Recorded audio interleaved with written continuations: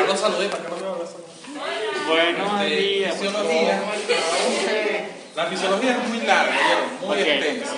Verla en 4 clases es imposible. Habría que ver la fisiología, el tiempo estimado para ver fisiología. Una parte de la fisiología son 10 meses.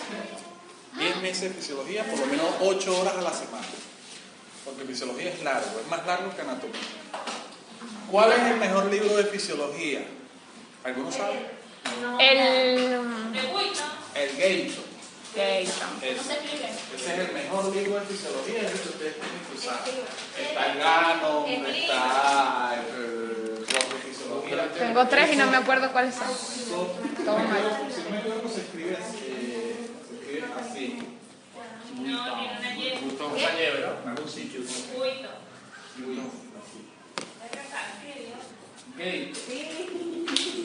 Gayton. Fisiología, Tratado de Fisiología de Gayton se llama. Este es el libro espectacular de fisiología. Creo que va por la 18ª edición, creo. Descarguen, entonces descarguen si se consigue en internet. Es fácil de conseguir. Si no consiguen la edición actualizada, consiguen la 16ª, 15ª, no sé. Porque ya las últimas no han cambiado mucho, los únicos han cambiado son algunas palabras, algunas mnemotecnias. Pero realmente es prácticamente lo mismo. De la 10ª en adelante es prácticamente lo mismo. Ajá. Eso con respecto al libro. ¿Qué es la fisiología? La fisiología, de la palabra fisio, significa función, y logo, que significa estudio de. Entonces, fisiología se refiere al estudio de la función del organismo. En pocas palabras, cómo funciona el organismo. Para ustedes entender fisiología, obligatoriamente tienen que conocer la parte estructural del organismo. Es decir, que tienen que conocer de anatomía e histología. Si no conocen anatomía e histología, es bastante difícil que entiendan fisiología. Para entenderlo, se les va a hacer un poco más difícil porque para entenderlo van a tener que agarrar el libro de anatomía, leerlo, agarrar el libro de histología, leerlo y después agarrar el libro de fisiología y leerlo para que entiendan. Fisiología es básico para que entiendan una enfermedad. Si ustedes no entienden fisiología, la enfermedad se la pueden aprender caleta. Sí se la pueden aprender caleta. Pero van a actuar como un robot, como actúan los médicos integrales. Ah, bueno, mire, este paciente tiene gripe y bueno, yo sé que este paciente todo el mundo le manda un rozón, yo le mando un rozón. Y esa no es la idea. La idea es que, por ejemplo, si ustedes tienen un paciente con regurgitación yugular, con edema de miembros inferiores, ustedes sepan que eso es una insuficiencia cardíaca probablemente. ¿Por qué? Bueno, porque el corazón funciona así y la insuficiencia cardíaca está haciendo que el corazón funcione de esta forma y por eso se están produciendo esos síntomas. ¿Me entienden? Para uno entender la enfermedad hay que entender de fisiopatología. Si ustedes entienden de la fisiopatología de una enfermedad, están completamente hechos porque al saberse eso va a ser muy fácil que entiendan cómo tratarla, cuáles son sus complicaciones, cómo es el manejo y todo eso, cómo evoluciona la enfermedad y todo relacionado a la enfermedad. Pero para entender fisiopatología tienen que entender fisiología. Es por eso que primero se ve anatomía e histología, en el segundo año fisiología y en tercer año fisiopato y fármaco. ¿Me entienden? Entonces esto es importantísimo que ustedes lo aprendan. Si tienen la mala suerte que les toque un mal profesor de fisiología, busquen la manera que alguno bueno les dé. Yo no les voy a dar. Ya los he visto bastante, ya va. Estoy destinado. Ahora es que le queda ver, ¿Cómo nivel de organización funcional? ¿Cómo está organizado el cuerpo fisiológicamente? El cuerpo está organizado en un sistema orgánico, un sistema molecular, te digo. Creo que tiene un trapito al lado, un sistema celular, un sistema orgánico, un sistema orgánico, tejido, te digo, o tisular, orgánico y por sistema. Profe, mi teléfono me lo avisan. Y al final tenemos el cuerpo. ¿Qué significa esto? Que nosotros, todos los seres vivos están constituidos microscópicamente o molecularmente por átomos. ¿Ok? Todo nuestro cuerpo está constituido por átomos, por moléculas. ¿Ok? ¿Cuáles son las moléculas que hay en nuestro cuerpo, por ejemplo? H2O, átomo de hidrógeno, CO2, átomo de oxígeno, moléculas, no se me ocurrió ahorita, electrolitos, esos son moléculas, eso es toda la composición de nuestro organismo en base a moléculas, ¿verdad? Que hay que sabérselas, sí hay que sabérselas. Por eso ustedes ven bioquímica, lastimosamente para ustedes. ¿Qué se ve en bioquímica? En bioquímica se ve cuáles son los átomos que conforman el organismo. Que conforman el organismo, cuáles son los carbohidratos, cuáles son las proteínas, cuáles son los minerales, cuáles son las vitaminas, todo eso. Bioquímica horrible. Luego tenemos la parte celular, ¿verdad? Todo ser vivo está constituido por la unidad básica que es la célula, ¿verdad? Todo nuestro cuerpo está constituido por la célula. La fisiología se estudia desde lo macro a lo micro. ¿Qué quiere decir eso? Que se estudia lo más grande. Por ejemplo, si vamos a estudiar el corazón, se estudia el corazón, lo grande, y después se estudia lo micro. ¿Me entienden? Así es que tienen que estudiarlo. O pueden estudiarlo al revés, estudiar lo micro y después lo macro. Pero es más fácil estudiar lo más grande, cómo funciona el corazón en grande, y después cómo funciona a nivel celular. Por eso es que tienen que saber de anatomía e histología. Si no saben, ahí, escribe por usted. Y la célula, el conjunto de células conforman un tejido. Y el conjunto de tejidos conforman un órgano, ¿verdad? Y el conjunto de órganos forma aparatos y sistemas. Para que un conjunto de órganos forme un sistema o un aparato, tiene que tener funciones similares. Es decir, el corazón y el riñón no forman un sistema, ¿verdad? Porque el corazón tiene una función y el riñón tiene otra. Entonces, ¿quién forma el sistema urinario? Riñón, uréter, vejiga, uretra. Son los órganos que trabajan en común. Trabajan en común. Y los sistemas conforman el cuerpo humano o el organismo, ¿ok? Que es completamente inteligente. ¿Por qué? Porque todo lo que ocurre en el organismo tiene un fin. Nada ocurre porque sí, no. Todo tiene un fin, ¿ok? Cuando nosotros tenemos una infección nos da fiebre porque aumenta el metabolismo del cuerpo para que el sistema inmune se active y trate de eliminar esa infección. Eso lo van a ver en micro. Me explico, si quieren un buen profesor de micro, ¿tienen tanta mala gente? Qué esperanza. Sí. Me da tanta Esperanza no, le estoy dando como la UNER tiene un micro. Ok. Ahora, compartimiento de líquidos. Lo que les voy a decir es muy importante. Porque cuando vean compartimiento de líquidos, cuando ustedes vean hidratación en cuarto año, normalmente en la medicina interna, por así decirlo, también se ve, y en pediatría, en realidad se ven las cuatro clínicas, tienen que saber cómo está constituido nuestro cuerpo, cuál es la porción líquida y cuál es la porción sólida de nuestro cuerpo. El organismo de una persona, ¿verdad? El 100% del peso del organismo de una persona está dividido en un 40% y un 60%, más o menos. En el caso de la mujer es un 55%, pero bueno, un adulto promedio tiene el 60% de su peso de un adulto promedio es agua. Agua, ¿ok? Esto hay que sacar, esto después cuando ustedes vean pediatría, cuando vean medicina interna, les van a explicar cómo sacar la fórmula para saber si el paciente tiene deshidratación leve, moderada, todo eso. No vamos a meter en eso porque eso es un tema muy largo. Ajá. Y ese 60% tiene una división.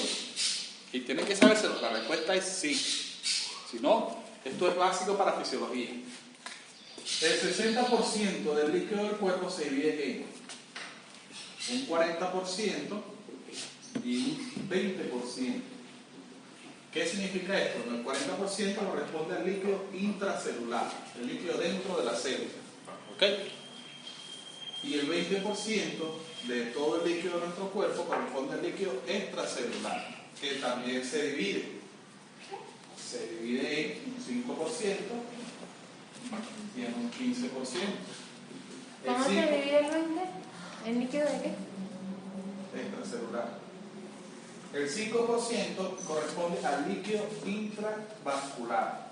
¿Cuál es el líquido intravascular? Dentro de la vena, la sangre. La sangre. Y el 15% corresponde al líquido intersticial. ¿Cuál es el líquido intersticial? El que está en el tejido conectivo. El que está en el tejido conectivo. ¿Quién da más? El que está entre las células. Y estos son, vamos a suponer, esto es un tejido, ¿verdad? Y este tejido tiene un conjunto de células. Este tejido tiene un conjunto de células y esas células están separadas por un espacio.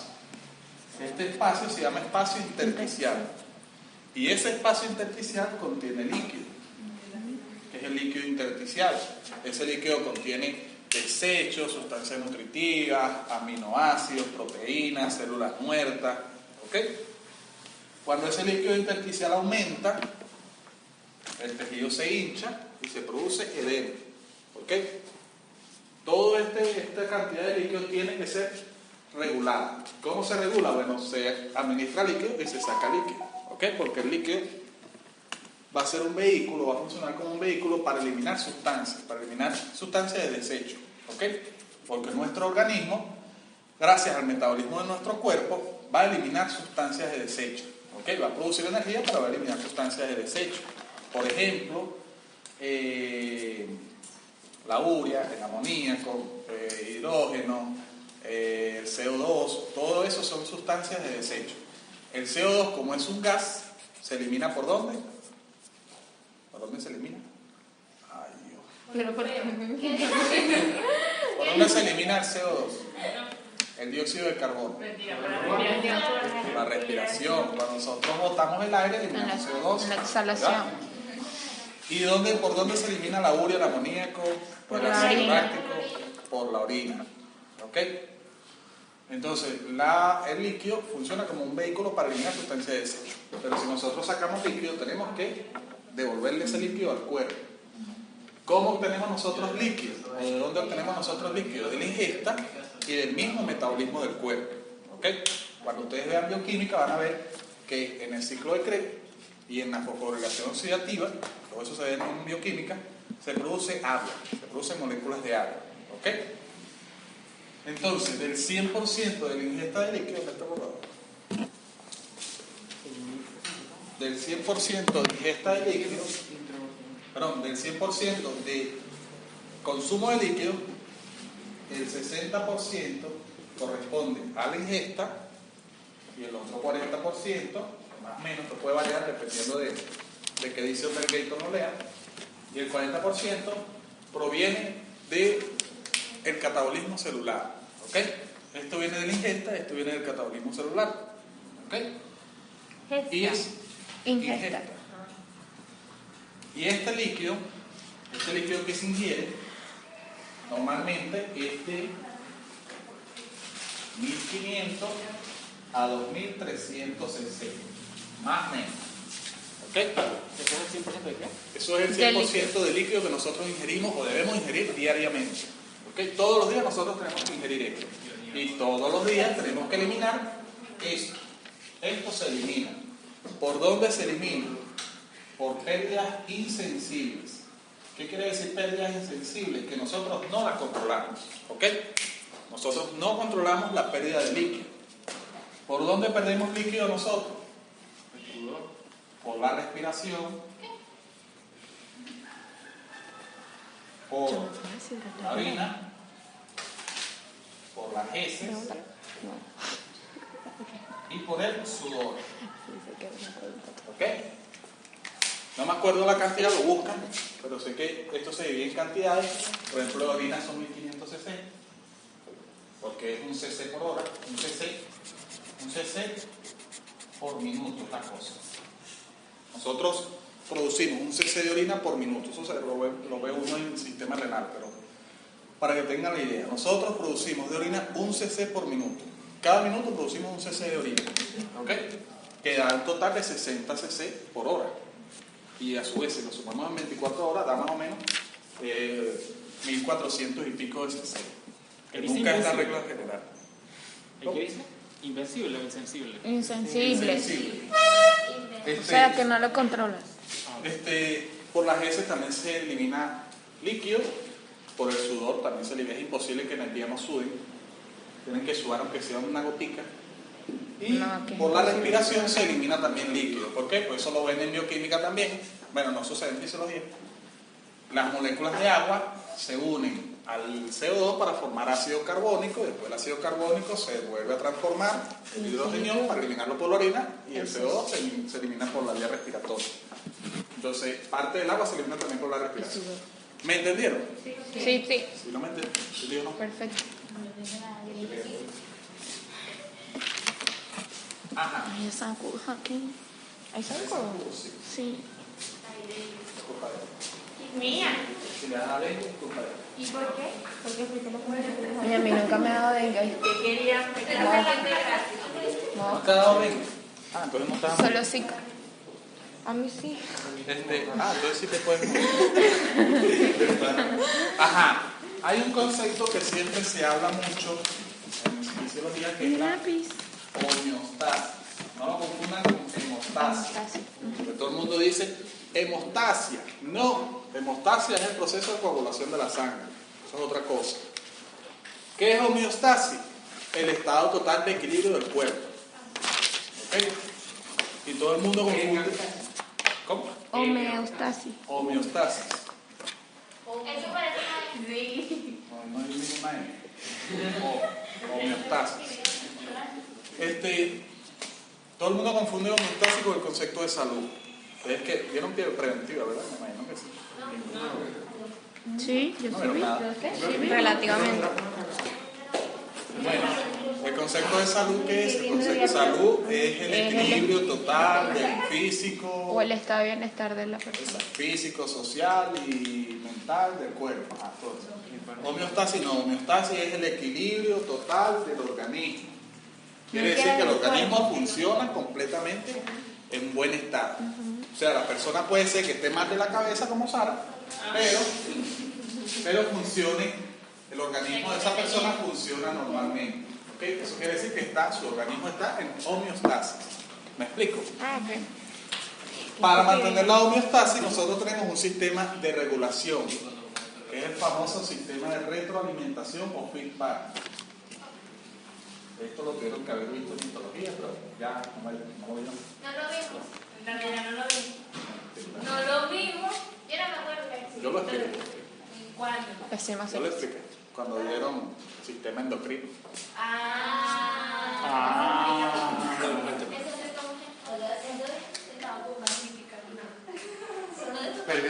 Bueno, ¿qué sistema de esa razón retroalimentación? no la Esto es expliqué importante, claro. recontra importante, y ustedes se lo aprenden, porque si no, no van a entender cómo funciona el organismo.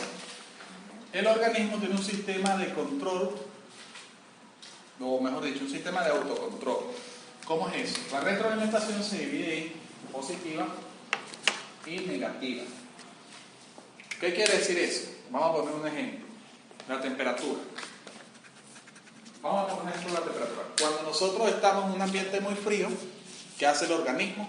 Se activa el hipotálamo. El hipotálamo está constituido por 12 núcleos. Y uno de esos núcleos es el núcleo paraventricular, que se encarga de controlar la temperatura. Se activa el hipotálamo y el hipotálamo empieza a producir una sustancia llamada interleucina E. La interleucina dilata los vasos, y al dilatar los vasos llega mayor cantidad de sangre y de oxígeno a las células, aumenta el metabolismo del cuerpo y se produce más energía. Y la energía se transforma en calor y aumenta la temperatura. ¿Me explico? Más allá de que estemos en un ambiente frío, nuestra temperatura sigue siendo la misma. Y por una pregunta. ¿Y por qué en mi caso puede hacer calor, pero mi cuerpo sigue produciendo calor? Siempre. ¿Qué? Mi cuerpo siempre, o sea, me explico. Hace calor y se sigue. No, o sea, no. O sea, no sé ni cómo explicarlo en estos momentos. No explico. Entonces, ese sistema de retroalimentación controla que nosotros tengamos siempre la misma temperatura del cuerpo. Eso es retroalimentación positiva. ¿Ok? Otro ejemplo. Siempre explico el ejemplo de la tiroides. Vamos a suponer que este es el hipotálamo. Esta es la colita de la cabeza. La hipófisis. Ok. Y la tiroides. ¿Qué es un sistema de retroalimentación positiva? Bueno, el hipotálamo produce una hormona llamada TRH, hormona estimulante de tirotropina. Esta hormona va a decirle a la hipófisis, al lóbulo anterior de la hipófisis, a producir TSH o tirotropina, hormona estimulante de hormona tiroidea. Esta hormona viaja por la sangre hasta la tiroides y le dice a la tiroides que produzca T3 y T4. Y la T4 se encarga de regular el metabolismo del cuerpo. Eso es retroalimentación positiva. ¿Ok? El estímulo, o sea, una hormona produce que un órgano aumente su actividad o realice su actividad. ¿Me explico? Algo así. ¿Me expliqué? Sí. Eso es retroalimentación positiva. La negativa consiste en que el mismo aumento de los niveles de ese elemento del cuerpo inhiba la función de ese órgano. ¿Cómo es eso?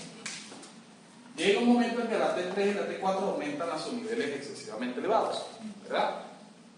Superan los niveles normales. Cuando ellos aumentan, la misma T3 y T4 viaja al hipotálamo, le dice al hipotálamo, deja de producir TRH. No se produce TRH y por lo tanto no se produce TSH. Si no se produce TSH, no se produce ni T3 ni T4. ¿Me explico? Eso es retroalimentación negativa. ¿Entiendes? ¿Puedes repetir el concepto? La retroalimentación negativa consiste en que el aumento de un elemento o sustancia del cuerpo produzca la inhibición del órgano que la produce. ¿Me explico? Por ejemplo, volvemos con la temperatura. Llega un momento en que, bueno, da frío, nuestro hipotálamo está produciendo, haciendo que el organismo produzca calor, pero cuando la temperatura llega a 37.5, el mismo aumento de la temperatura va y le dice al hipotálamo, ya, listo, no producimos más energía. O disminuye la producción de energía. Y la temperatura empieza a bajar. En lo que la temperatura baja, eso es retroalimentación negativa. En lo que baja, vuelve otra vez el hipotálamo, se dispara y vuelve a la retroalimentación positiva. Y así, sube y baja, sube y baja, sube y baja. Eso mantiene, ese sistema de retroalimentación mantiene la homeostasis del organismo. ¿Me explico? Sí. Y así como la temperatura, está el mecanismo de control de líquido, control de las heces, para de contar. ¿Ok? Ajá.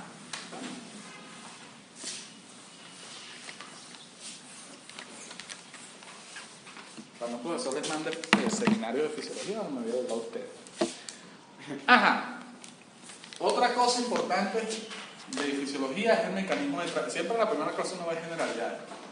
Mecanismo de transporte de sustancias a través de la membrana celular. ¿Qué quiere decir eso?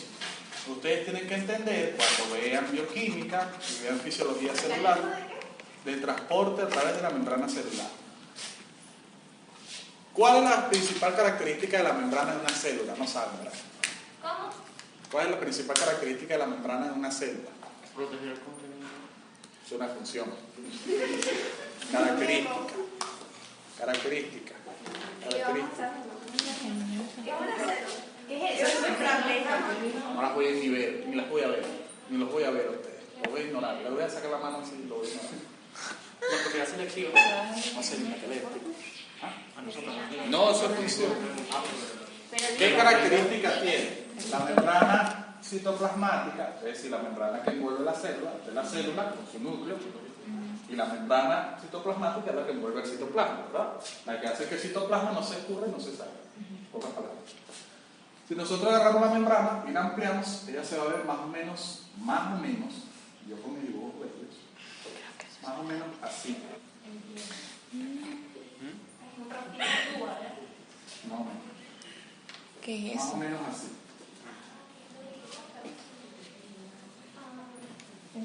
Esto es una capa de lípidos. Y esto es una capa de lípidos. La principal característica de una membrana citoplasmática es que es una bicapa lipídica. Tiene dos capas de lípido. Una que está en contacto con el medio externo y otra que está en contacto con el medio interno. ¿Me explico? Es una bicapa lipídica, esa es su principal característica. Y eso le da la posibilidad a la membrana citoplasmática de tener permeabilidad selectiva. ¿Qué quiere decir eso? Que la membrana elige qué pasa para acá y qué sale para acá. ¿Ok? Si eso no fuese así, entonces viene cualquier cosa, pasa por ahí y entra la célula. Y no, eso no es lo correcto. Ajá. Como la membrana plasmática es una capa bilipídica, el lípido, te echan aceite en el agua y te ven que el agua y el aceite no se mezclan, ¿verdad? El lípido no se va a mezclar con el agua y eso permite que el lípido extracelular no pase y se meta a la célula, ¿ok? Porque si viene y se mete mucho líquido a la célula se hincha y se produce edema celular. ¿Me explico? Sí. Y se muere la célula. Si se muere la célula, nos morimos nosotros. Entonces, para evitar eso, existe esa bicapa lipídica. Y además la permeabilidad selectiva. Y al tener esa bicapa lipídica, la célula tiene capacidad de moldear su forma. Por eso es que ustedes ven que hay células cuadradas, hay células cilíndricas, hay células alargadas, hay células de forma de estrella y así. ¿Ok? Todos son así. Exacto. Ahora, ¿qué significa transporte de sustancias a través de la membrana? Bueno, que para que la célula funcione adecuadamente, tiene que haber sustancias que entren para nutrir a la célula y tienen que haber sustancias que salgan, sustancias de desechos, para que no se acumulen dentro de la célula. ¿Ok? Esas sustancias, además, tiene que haber entrada y salida de electrolitos para que se produzca algo llamado potencial de acción. ¿Saben qué es el potencial de acción? Por casualidad. ¿Podría explicar? El potencial de acción es básicamente lo que, digamos que un estímulo. El estímulo, que uno llama estímulo, realmente se conoce como potencial de acción. ¿Ok? Lo que desencadena una función, por ejemplo, lo que desencadena que yo mueva el brazo así, es un potencial de acción. ¿Ok? ¿Me explico? Ya vamos a ver qué es el potencial de acción. Ya lo vamos a ver. Ajá. Esto también lo expliqué en histología, porque ustedes lo ignoran. El transporte de la membrana se divide en dos tipos: transporte mediado por energía y transporte no mediado por energía. El transporte mediado por energía se conoce con el nombre de difusión. Es decir, esto no requiere ATP. Acuérdense que la energía en nuestro cuerpo se traduce en forma de ATP, ¿verdad? La difusión puede ser de dos tipos: difusión simple o difusión facilitada. Facilitada. ¿Verdad? ¿Cómo es eso? Fíjense, la difusión simple es lo que conocemos como ósmosis. Ya vamos a ver qué es la ósmosis. Y difusión facilitada es aquella en la cual la membrana utiliza una proteína para facilitar el paso de una sustancia de un lado de la membrana a otro lado de la membrana. ¿Cómo es eso?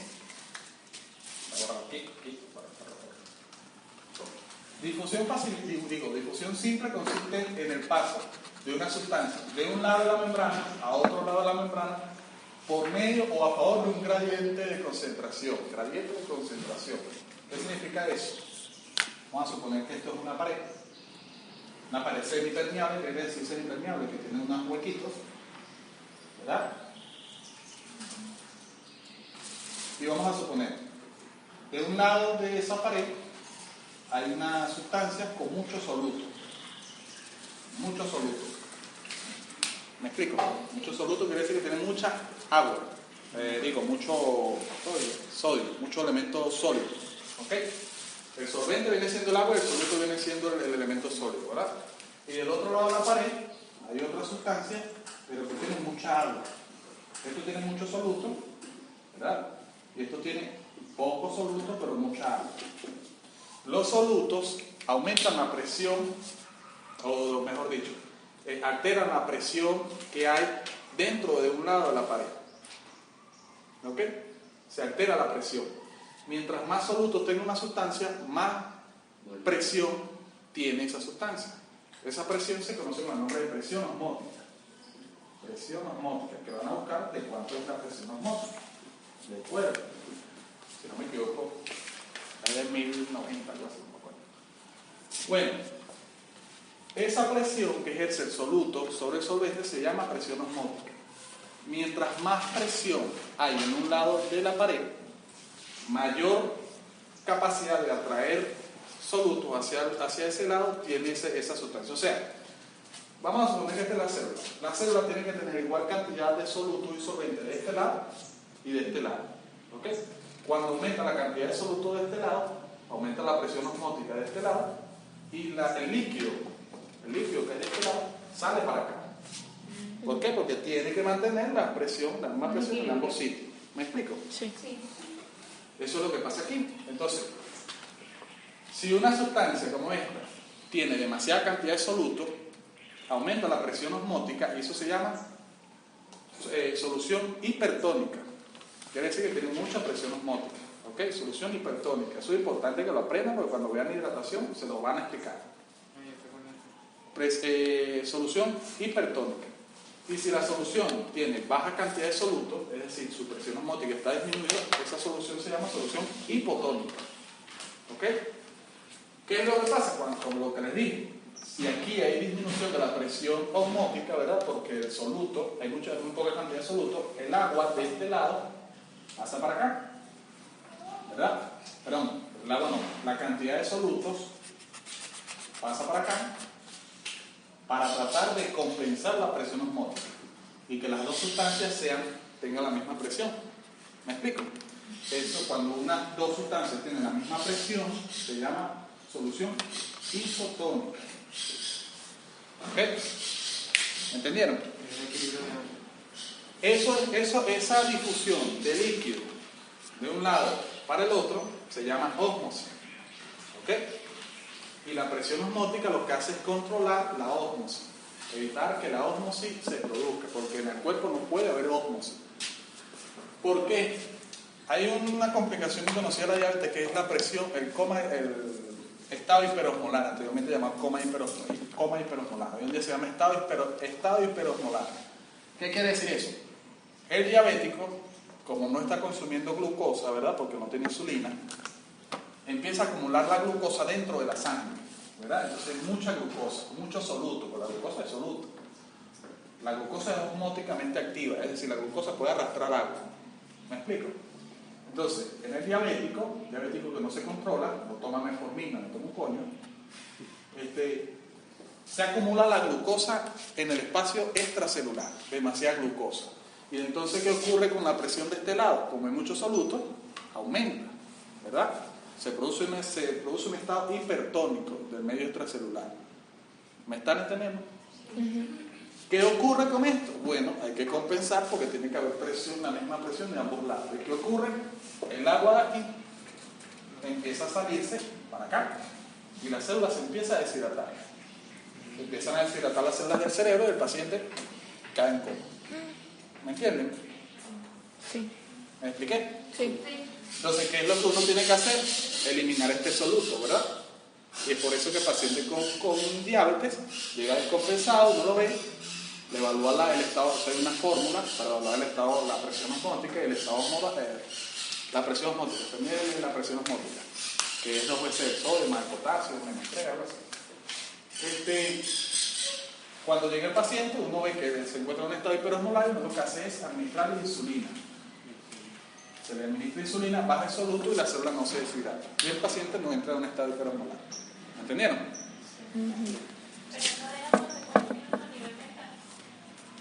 Sí, sí deja consecuencias. Sí deja consecuencias. ¿Qué consecuencias puede dejar? Si la célula se deshidrata, las neuronas duran 5 minutos para vivir sin ningún tipo de sustrato. Sin ningún tipo de sustrato me refiero a glucosa. Si la célula se deshidrata, por ejemplo las neuronas se deshidratan, a los 5 minutos empiezan a morir.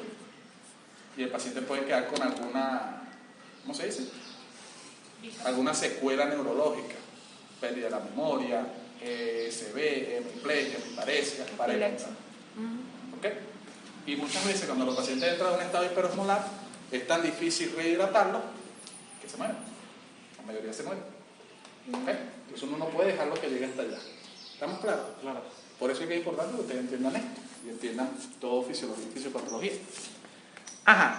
Entonces, eso es difusión simple. Y difusión facilitada, entonces difusión simple es el paso de una sustancia de un lado de la membrana al otro lado de la membrana a favor de un gradiente de concentración. ¿Ok? Es decir, va a pasar de un sitio de menor concentración a un sitio de mayor concentración. ¿Ok? Perdón, de un sitio de mayor concentración a un sitio de menor concentración. Eso es importante también para cuando vean fisiología del sistema respiratorio, porque cuando se produce el intercambio de dióxido de carbono y CO2, vamos a suponer que este es el alveolo, este es el capilar. En el capilar hay mucha cantidad de CO2 y en el alveolo hay mucha cantidad de oxígeno. Entonces el oxígeno por difusión va a pasar de un sitio de mayor concentración a un sitio de menor concentración. Y el CO2 por difusión va a pasar de un sitio de mayor concentración a un sitio de menor concentración. Así es que se produce el intercambio gaseoso. ¿Me explico? ¿Me entendieron? Sí. Ok. Ajá. Y difusión facilitada, igualmente la sustancia pasa de un lado de la membrana al otro lado de la membrana, pero utiliza una proteína transportadora. La membrana, normalmente la membrana biolipídica, tiene una serie de proteínas, ¿verdad? Y carbohidratos. Los carbohidratos normalmente actúan como receptores. Y las proteínas van a actuar como, digamos que como vehículos, ¿ok? Como vehículos transportadores. Entonces la difusión facilitada, siempre una proteína que hay en la membrana ayuda a que la sustancia pase de un lado de la membrana de mayor concentración a un lado de menor concentración, pero en este caso utilizando una proteína. Eso es lo que pasa con la glucosa. La glucosa, para pasar del medio externo al medio interno de la célula, tiene una proteína a este nivel, y esa proteína, la glucosa siempre se une a la insulina, ¿verdad? La insulina viaja hasta esa proteína, la activa, y esa proteína abre un canal, y por ese canal pasa la glucosa. Y en la glucosa el organismo utiliza la glucosa para producir energía. ¿Ok? Eso es un tipo de difusión facilitada. Ajá. Muy bien, eso es con respecto al transporte pasivo o transporte sin energía. El transporte con energía o transporte activo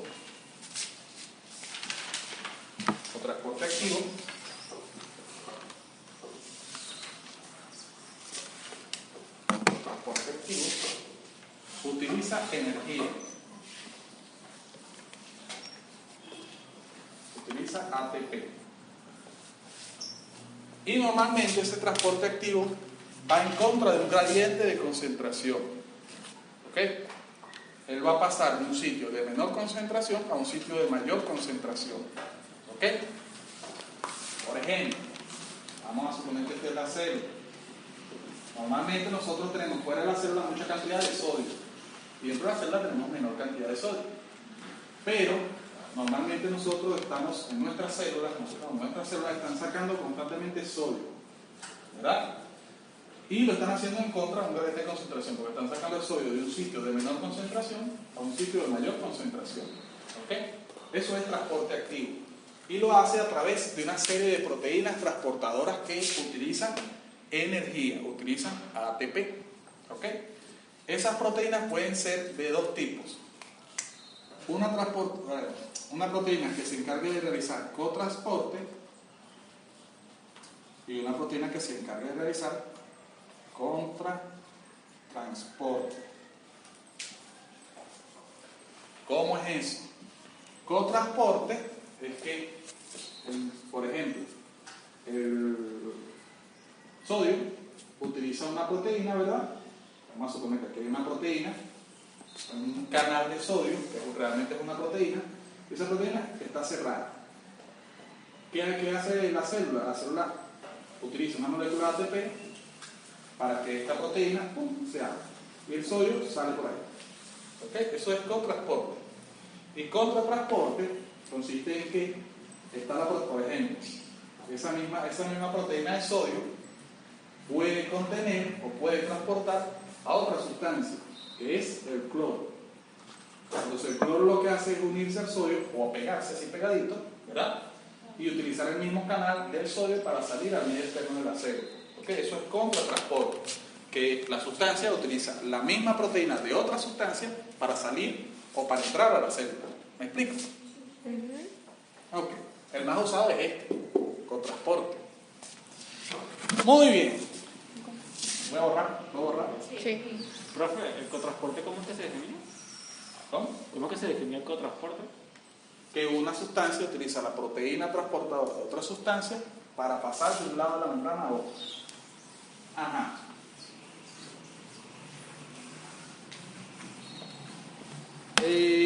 Muy bien, ahora sí toca ver lo que es potencial de acción. Esto sí es una ladilla de lo que es potencial de acción. Entonces, potencial de acción es básicamente el estímulo que se produce en una célula. Cuando una célula se activa para realizar una función, se produce un potencial de acción. Si yo muevo el brazo así, es porque mis células musculares se activaron. ¿Cómo se activaron? Por medio de un potencial de acción. ¿Ok? Ese potencial de acción se produce por medio de sustancias químicas, que son los famosos electrolitos. ¿Ok? ¿Cómo es eso? Bueno, fíjense, esto es una célula X. ¿Ok? Esa célula X tiene una cantidad de electrolitos dentro de la célula y una cantidad de electrolitos fuera de la célula. Ustedes tienen que saber si esa concentración, y no se las voy a decir, la van a buscar. La van a buscar, eso sale en el gate un cuadrito. Porque no me acuerdo, no me acuerdo. Sale en el gate un cuadrito y eso les va a servir a ustedes para saber más adelante las alteraciones hidroelectrolíticas del cuerpo. Cuánto es el nivel del sodio fuera de la célula, cuánto es el nivel del sodio dentro de la célula, cuánto es el nivel de potasio. Los electrolitos que ustedes van a buscar son Sodio, potasio, sodio, cloro, potasio, magnesio, potasio, calcio. calcio, fósforo o fosfato y magnesio. Los tres más importantes son estos. Por ejemplo, el sodio fuera de la célula es de 135 a 145.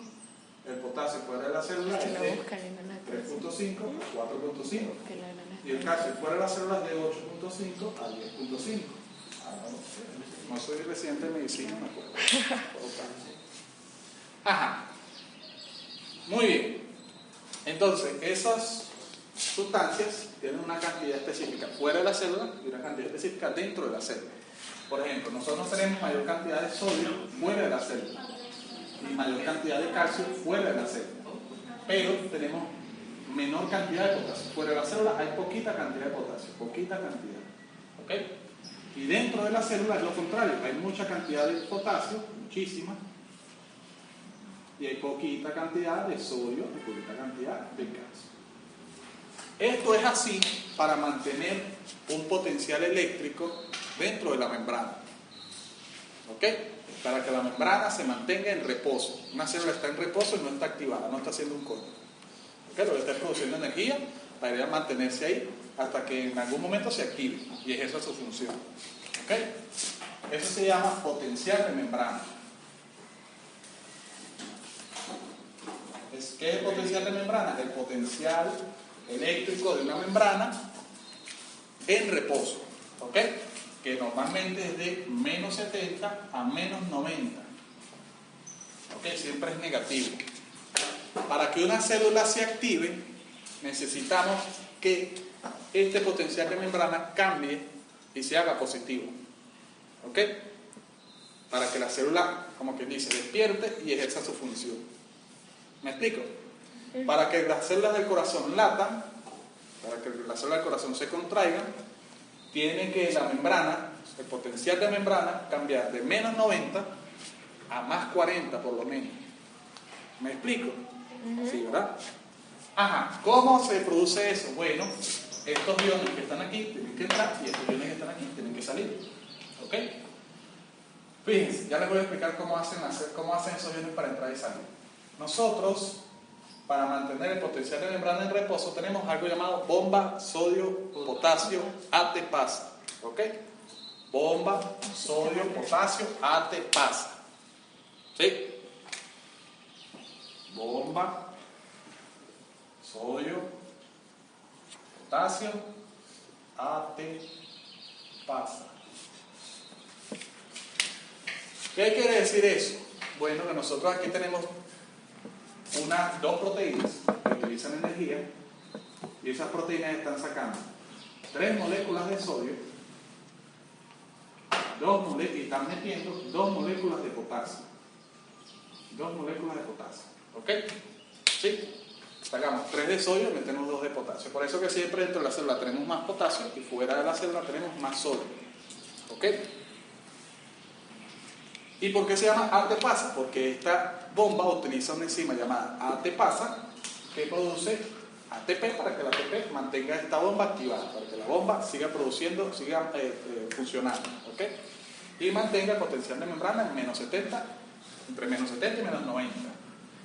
El potasio siempre también estimula la apertura de los canales de cloro, para que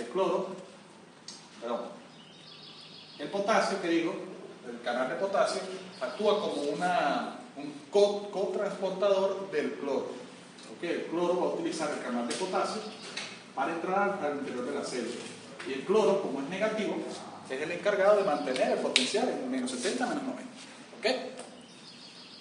Para nosotros, repito, para que se estimule la célula se active, tenemos que cambiar este potencial. Hay que hacerlo positivo. ¿Cómo lo hacemos? Bueno, viene un estímulo externo, vamos a suponer, viene alguien, te pellizca, ¿verdad? Te pellizca, eso genera un estímulo, y ese estímulo genera un potencial de acción en la célula. Y ese potencial de acción desencadena una respuesta. ¿Cuál es la respuesta de nosotros? Quitar el brazo o asobarnos. ¿Me explico? Ajá. ¿Cómo se produce ese potencial de acción entonces? Lo primero que va a ocurrir es que se produce la apertura de los canales lentos de sodio. ¿Ok? Utilizando ATP, ese ATP produce la apertura de los canales lentos de sodio y empieza a entrar sodio a la célula, pero en menor cantidad, en poquita cantidad. ¿Ok? Y el potencial de acción de la membrana, el potencial de acción es algo así, ¿verdad? El potencial de acción de la membrana pasa de menos 90 a menos 60. Esto se llama potencial umbral. ¿Por qué se llama potencial umbral? Porque cuando el potencial de membrana llega a menos 60, eso produce la apertura de los canales rápidos de sodio. Y empieza el sodio a entrar, pero con mayor velocidad, a la célula. ¿Ok? Y al entrar con mayor cantidad, o sea, con mayor velocidad el sodio a la célula, eso va a estimular o va a producir que el potencial de acción cambie de menos 60 a más 40. ¿Ok? Cuando pasa de menos 60, cuando el potencial de membrana pasa de 0, se activa la célula. La célula se activa, ¡pum!, y ejerce su función. ¿Me explico? Eso se llama despolarización de la membrana. ¿Ok? ¿Sí? Pues repito, esto se llama despolarización de la membrana. La membrana de la célula se despolarizó y la célula se excitó y realizó su función. De menos 60 a más 40 hay algo llamado potencial relativo absoluto. Perdón, ¿qué potencial relativo? Potencial absoluto. Potencial refractario absoluto. Potencial refractario absoluto. ¿Qué significa eso? Que aquí en este periodo la célula no puede ser excitada. No se puede producir otro estímulo que estimule a la célula. ¿Ok? No puede. ¿Ok? Porque si no la célula se muere. ¿Ok? Muy bien. Entonces, ya se estimuló la célula, pero la célula no se puede quedar así, ¿verdad? Entonces se queda así. Entonces vamos a estar nosotros entonces, es lo que se produce, por ejemplo, en las clonías, en el tétano. Bueno, no se lo han visto, no sé si han visto un paciente del tétano siempre, o el Parkinson, un paciente anda así, ¿verdad? Así. Es porque el potencial de membrana, o sea, las células, no vuelven a su estado de reposo, sino que se mantienen constantemente estimuladas, gracias al déficit de dopamina. ¿Ok? Entonces, ¿cómo hace la célula para volver a su estado normal? Una vez que llega a más 40, se abren los canales de potasio. ¡Pum! Se abren los canales de potasio y empieza el potasio a salir. ¿Ok? Empieza el potasio a salir de la célula. Y entonces, el potencial de acción empieza a bajar. ¿Ok? Vuelve otra vez a menos 90. ¿Me explico? Esto se llama repolarización. ¿Qué significa repolarización? Que la célula está volviendo a su potencial de reposo, o está volviendo a un estado de reposo. Llega un momento en que sale tanta cantidad de calcio que el potencial de membrana se pasa de maraca y llega a menos 120. ¿Ok? Eso se llama estado de hiperpolarización. Ese estado de hiperpolarización significa que la célula no puede ser excitada en ese momento. Ahí, la célula no puede ser excitada. Y en este estado, de aquí, de más 40 a menos 90, la célula tiene algo llamado potencial refractario relativo. Si yo en ese momento, cuando la célula se está repolarizando, yo le ejerzo un estímulo intenso, se vuelve a estimular. ¿Ok? Se vuelve a activar otra vez. Que es lo que pasa en las arritmias. Cuando el corazón tiene una arritmia, es porque en el estado de repolarización el nódulo sinusal se vuelve a disparar y vuelve otra vez a estimular la célula y se producen las arritmias cardíacas. ¿Me entendieron? ¿Por qué me ven así? No, Ok. sí. Esto es el potencial de acción. Una pregunta, confirma que el sodio entra a la célula. Pega otra célula con ella y pasa un... No, eso es en el corazón. O sea, eso de automatismo, se llama eso. Eso ocurre en el corazón. No, porque la célula tiene que tener como una comunicación, tiene que estar comunicadas las dos para que el estímulo brinque de un lado al otro.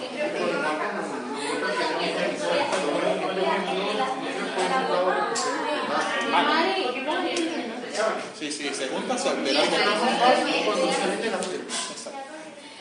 Yo estoy así porque estaba pensando yo cuando me preocupo. Vuelvo otra vez, Dios mío. Estudian esto que no entienden esto que es la parte fácil. La parte fácil. Esto se ve en el sistema renal, ¿no? ¿Ah? Esto se ve en el sistema renal, ¿no? Esto se ve en el sistema renal. Imagínense cuando tengan que estudiar toda la reabsorción de solutos a nivel del túbulo renal. Deje de meterme miedo porque Se desmayan ahí convulsiones. Cuando tengan que estudiar electro, esto es caquita delante de lo que viene después. Casquita. Es caquita. Ya saben cuando la célula se puede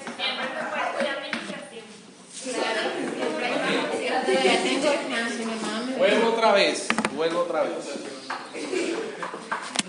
¿Entendieron lo que es un potencial de acción? Sí. ¿Verdad? Continúe. Ajá. Para siempre la membrana, o sea, pocas palabras, cuando la célula está en reposo, como está ahorita ella ahí relajada, así. Ella está en reposo, ¿verdad? Cuando la célula está en reposo, tiene un potencial de membrana. Un potencial de membrana es como quien dice una corriente que hay en la membrana. ¿Me explico? Como una corriente. Es como si tuviera un televisor y el televisor apagado tiene cierta cantidad de corriente. ¿Me explico? Eso es el potencial de membrana, que es de menos 70 a menos 90. Entonces, para yo prender este televisor, tengo que ejercer una corriente eléctrica, ¿verdad? Yo que echo un palo, prenderlo y ¡pum! Que el bicho prende, ¿verdad? ¿Cierto? Ajá. Lo mismo pasa con la célula. La célula necesita esa corriente. ¿Cómo vamos a hacer que la célula obtenga esa corriente? Cambiando el potencial de membrana. En lugar de ser menos 70, necesitamos que sea por lo menos más 40. ¿Me explico? Esta es la corriente que necesita la célula para activarse, para ejercer su función. Por ejemplo, para que la célula, no sé, dígame una célula, para que la neurona ejerza su función, necesita que el potencial de membrana llegue a más 40. ¿Ok? Se active. Eso se llama potencial de acción. ¿Ok? Muy bien. Ahora, ¿cómo nosotros hacemos para que esto pase de acá a acá? Necesitamos que la cantidad de iones que hay dentro de la célula cambie. Que en lugar de ser más potasio que sodio, sea al revés. Necesitamos que haya más potasio y menos sodio. Necesitamos que haya más sodio que potasio. ¿Verdad? Entonces, ¿qué hacemos? La célula, para que se active por un estímulo específico cualquiera, abre un canal que utiliza energía, utiliza ATP.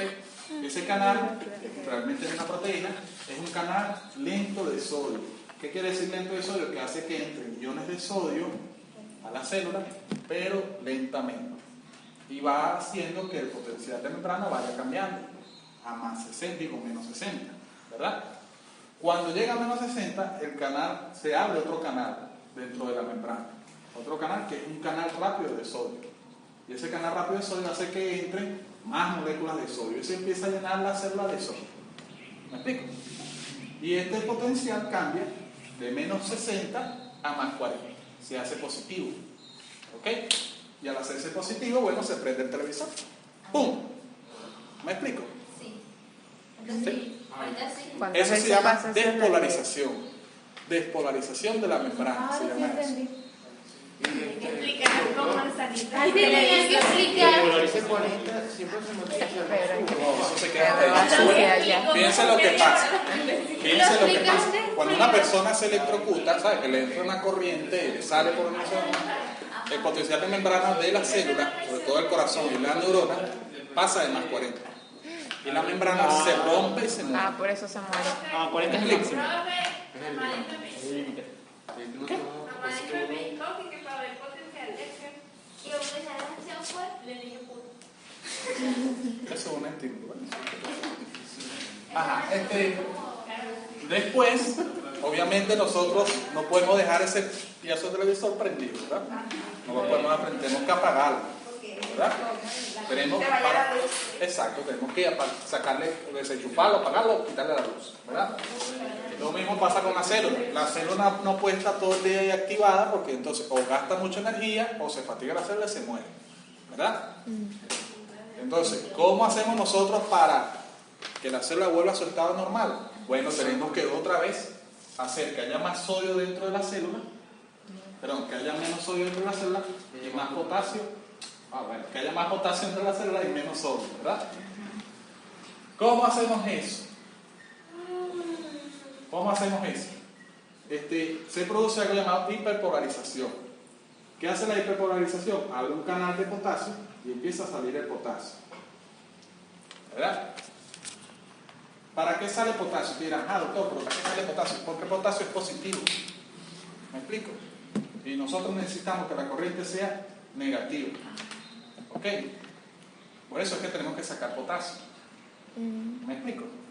Entonces abrimos los canales de potasio y empieza a salir potasio. Y el potencial va bajando a más 30, a más 20 y así sucesivamente hasta llegar a menos 90. Y la célula otra vez a su estado normal. Pero si en la célula hay puro, en realidad puro sodio. Ya vamos para allá. Ya puedo seguir.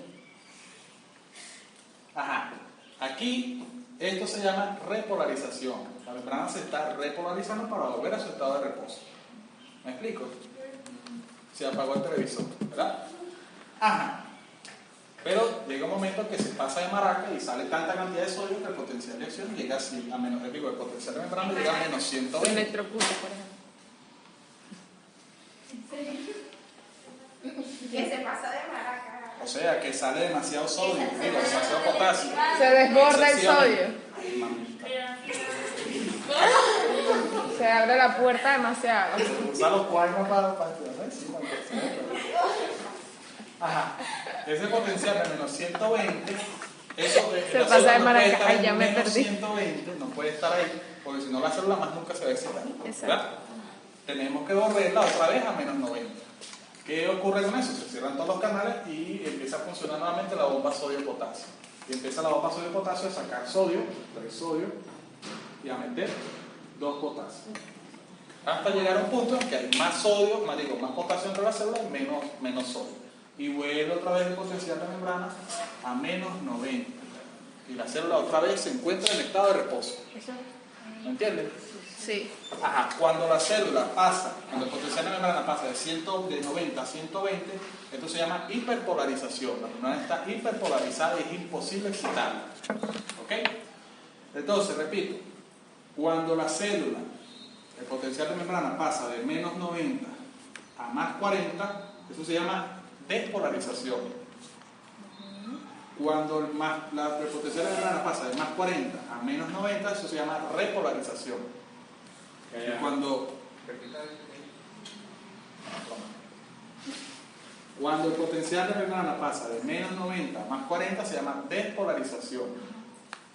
Cuando pasa de más 40 a menos 90, eso se llama repolarización. Y cuando pasa de menos 90 a menos 120, hiperpolarización. ¿Okay? Listo, listo. La célula puede ser excitada, la célula aquí está excitada, ¿verdad? Pero ¿puede volver a ser excitada? La respuesta es no. No puede excitarse la célula. Y cuando está en hiperpolarización, como el potencial de membrana es demasiado bajo, no se puede excitar. ¿Ok? Esto es lo que le da la facilidad a las células del corazón que reposen y vuelvan otra vez a contraerse, reposan y vuelvan otra vez a contraerse. Cuando hay taquicardia no ocurre esto, las células están taca, y llega un momento que se fatigan y le da el infarto al paciente. ¿Me entendieron? Sí. Pero cuando la célula está en estado de repolarización, puede haber un estímulo, puede producirse un estímulo intenso, tan intenso que haga que la célula se active, ¡pum!, y vuelva otra vez a excitarse. Se vuelve a producir otro estado de despolarización. ¿Me explico? Sí. ¿Cómo? Ajá, cuando la célula está en estado de repolarización, puede despolarizarse la célula otra vez, siempre y cuando sea un estímulo intenso. Si es un estímulo débil, no va a estimularse, la célula no se va a excitar. Pero si es un estímulo intenso, se vuelve a excitar la célula. ¿Ok? Esto se llama periodo refractario relativo. Y cuando la célula no se puede excitar con coño, eso se llama periodo refractario absoluto. ¿Me entendieron? ¿Sí? ¿Todo el mundo me entendió? Periodo refractario absoluto y...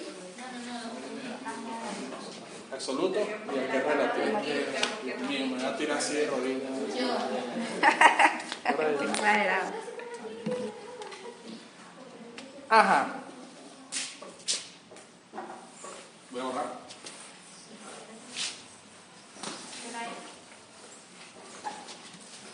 Vamos a terminar, ya no se mueva. Relajen la peli. Ajá, ¿cómo se conduce un potencial de acción? Fíjense, vamos a suponer que esto es una membrana, una neurona bella y hermosa. Usted debió haber sido píldora en vez de doctor, ¿o yo? Quedó chévere. ¿Qué es eso? Debe haber sido Una neurona. Parece un pescado. ¿Cómo no lo sabes? Es una neurona. Así son las neuronas.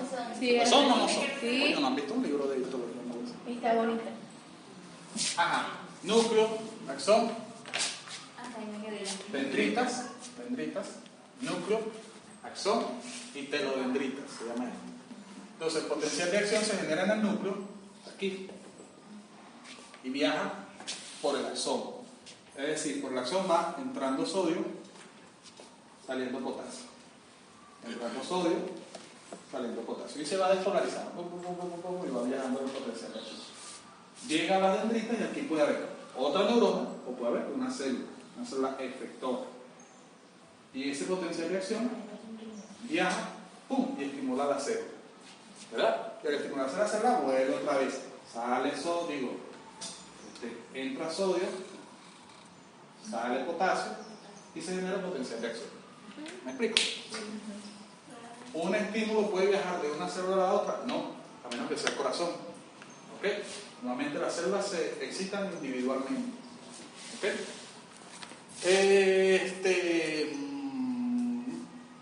Ajá, si una neurona como esta no tiene mielina, el potencial de acción va viajando de forma continua, pero es más lento, ¿verdad?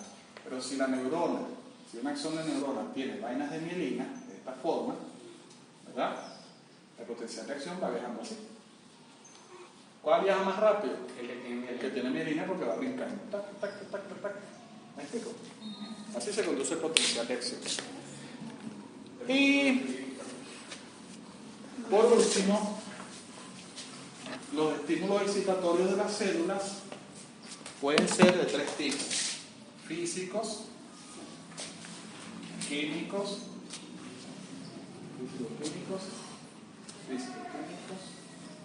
¿El estímulo qué? de excitatorio de una célula pueden ser físico, químico,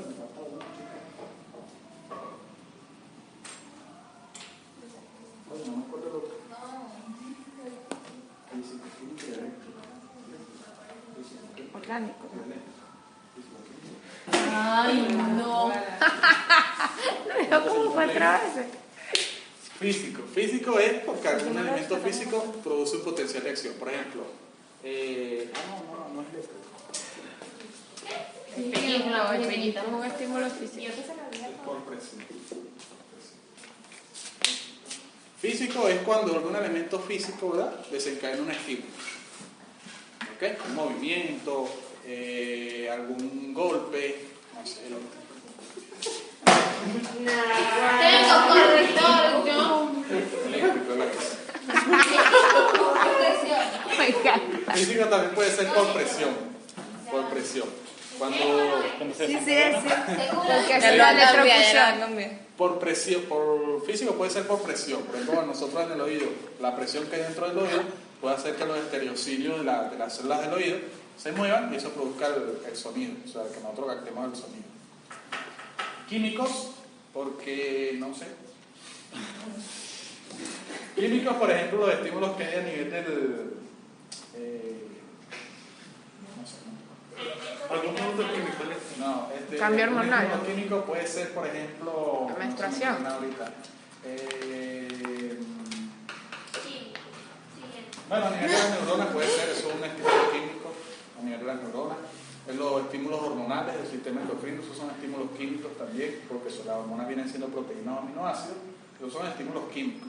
¿Okay? La función de la hormona tiroidea, la función del cortisol, todo eso son estímulos químicos. Y los estímulos eléctricos son los del corazón. ¿Okay? Porque en el corazón sabe que tenemos el sistema de conducción.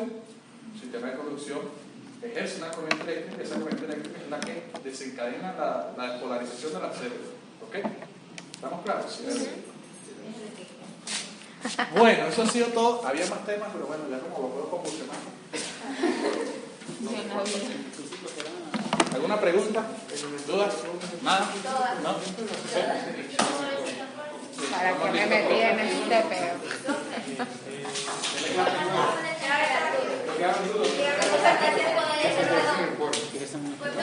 Le iba a parar, pero me dio miedo. Sí, lo que pasa es porque Me dolió la cabeza, yo.